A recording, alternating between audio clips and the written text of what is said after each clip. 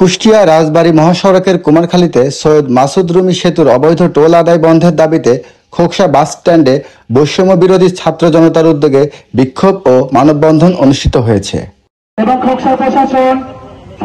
বুধবার দুপুরে 3টায় কুষ্টিয়া রাজবাড়ী মহাসড়কের খোকসা বাস স্ট্যান্ডে এই মানববন্ধন ও বিক্ষোভ সমাবেশ অনুষ্ঠিত হয়। আপনারা যদি নিশ্চুপ থাকেন তাহলে কিন্তু আমরা কাঙ্ক্ষিত সাফল্য অর্জন করতে পারবো না। বৈষম্য বিরোধী ছাত্র জনতার পক্ষে উক্ত মানববন্ধনে বক্তব্য রাখেন নাহিদুজ্জামান শয়ন, রেজা করিম ও ফরিদ আলী। আপনারা এই অন্যায় ভাবে টোল আদায় করছেন, যেটা মেয়াদ অনেক আগে শেষ হয়ে গেছে। কেন আপনারা এখনো টোল আদায় করছেন? শুধু টোল আদায় না। অনুষ্ঠানের সঞ্চালনায় ছিলেন খায়রুল ইসলাম।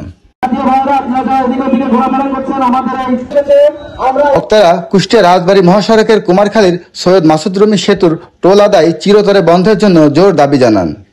এ সময় বক্তারা আরো বলেন, আমাদের দাবির প্রেক্ষিতে যদি টোল আদায় বন্ধ না হয় তবে ছাত্র জনতার ঐক্যের দাবিতে টোল আদায় বন্ধ করতে বাধ্য করা হবে। উক্ত মানববন্ধন ও বিক্ষোভ সমাবেশে উপজেলার বিভিন্ন প্রান্তের বিভিন্ন পেশাজীবী সংগঠনের নেতাকর্মী ও সমর্থকরা উপস্থিত ছিলেন। অনতিবিলম্বে বন্ধ করতে হবে এবং এই জন্য সেতু 2004 সালে উদ্বোধন হয়েছে। তার 3 গুণ পরিমাণ টাকা ইতিমধ্যে টোল আদায় রয়েছে এবং এখন বর্তমানে অবৈধভাবে টোল আদায় চলছে।